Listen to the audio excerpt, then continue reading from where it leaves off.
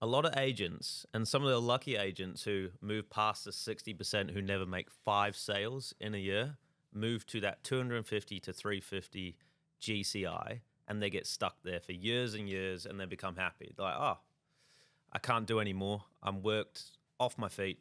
But today we're going to actually discuss how to move past that GCI without doing more work.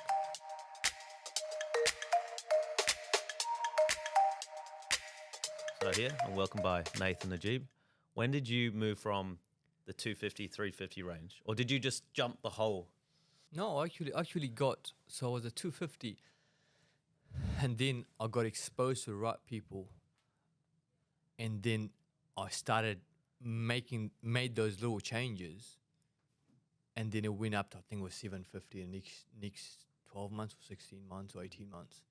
So you can jump from 250 to 750 with a couple of small changes. But like you said, the mentality for people is like, I've never made 250,000. I'm making 250,000. Like, well, that was what I want, right? And they're working their back off, because I think it's a lot harder to work at making the 250,000 that you take home than when you're making $1 million. And people that can't get their head around it. How does that work, Nathan?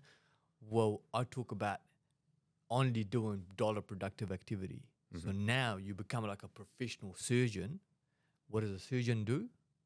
The surgeon, what happened? They turn up. They got their little Porsche underneath. They probably got their own parking underneath the hospital. They park their car down, take the lift up to the surgery room. The nurse put his coat on, gives him the scissors. He just chops it, does a couple of things, and then gives the things back. With the nurse takes it off, and he goes back to his assistant Porsche and gets out, right? Yeah. So you need to treat this business now, since you made 250, as a surgeon. Okay. So when you were 250 to 350, you were selling townhouses in, mainly? I was selling majority townhouses until I started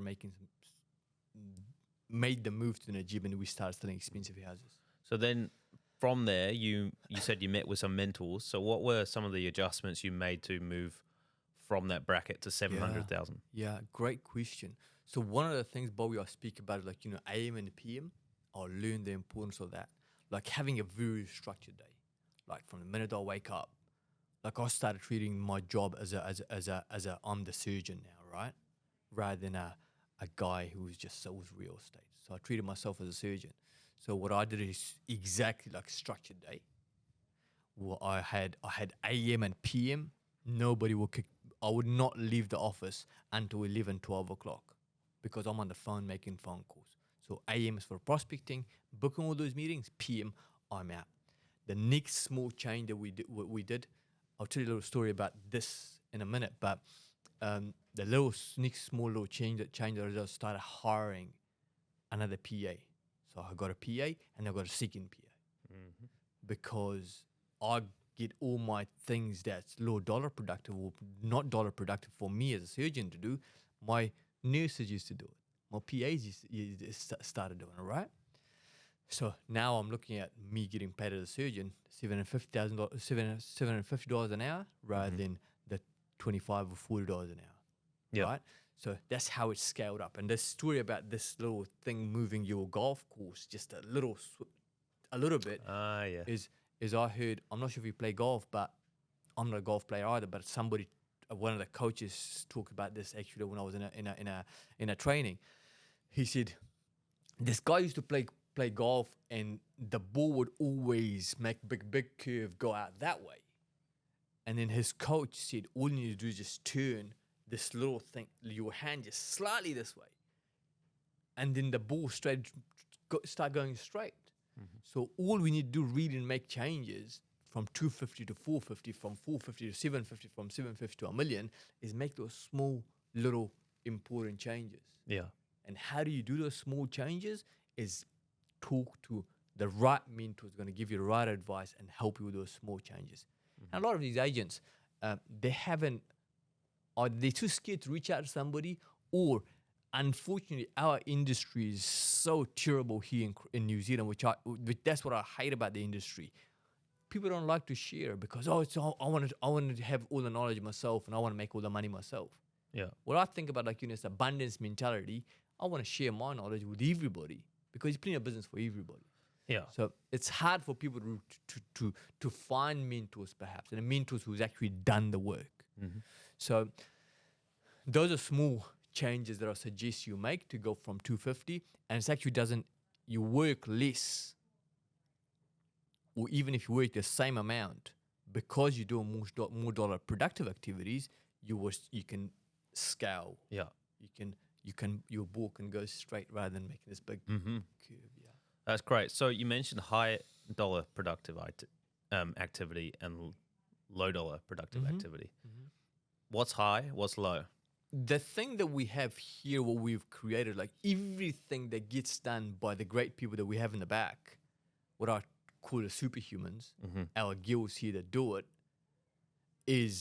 that's what an agent shouldn't be doing. Because they're not paid to do this, but most agencies, most agents do exactly that. They book the photographer, they book the staging people, they're trying to write an ad, they do everything that they shouldn't be doing. So actually, they don't have much time to do, right? So the high dollar productive activity in sales is you prospect, you list, you sell, negotiate, and you nurture. That's the 5 things you do. Yeah. And that's it. Say no to everything else. And at the start, get a PA to do all the, like you said, the listing, the booking, the staging, even they do the solicitors. We'll put on the screen actually exactly what the sales support do versus the agent, so you can understand how to design your day. Yeah. Yeah, what I call swim lanes, right? What we call it here swim lanes. What is their swim lane? What's your swim lane as an agent? Don't cross the two. Yeah. Because that's their job and this is your job. And I think we should talk about next episode, next time, whatever you want to talk about, is how to hire the right PA. Because me going back, I was terrible to my PAs. I always lose my PAs because you're a sales guy, right? You don't know how to manage people, right? And your PA is going like crazy, like, I can't handle this guy. Let's do that now. Okay, All right. What were the mistakes you made and what do you do differently now? These 2 different skill sets. You got your salesperson running 100 miles an hour, right? And then you got the administration team who's dotting the I's, crossing the T's, right? So you got to be mindful so you don't think that they can move as fast as you do, because they got to dot the I's and cross the T's, right?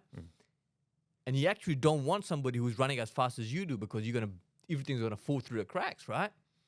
So you got to understand, you got to sit down with number one, hire the right person whose administration's great in crossing the T's and dotting the I's, right? Which here, that's what we do for you as well. We hire people. We do the hiring, right, for ourselves, for our people. The second thing is you make sure in the start of the day, you sit down with them, you take your time to explain what you want done, delegate what needs to be delegated. She can tell you what you need to do. So you need to listen and slow down slightly to make sure that person gets you and build a great relationship with your close PA. I suggest, because I know, number one is I was terrible in hiring people. And then when I hire people, I was never taught how to lead them. So I burned the hell out of them. And they don't last for long. Yeah. Not great advice. So, yeah, it's hard to hire anyway. It's very hard. And if you've never onboarded as an agent or you don't have your own systems there, then they will get burnt out. It's hard to hire the right person. Yeah.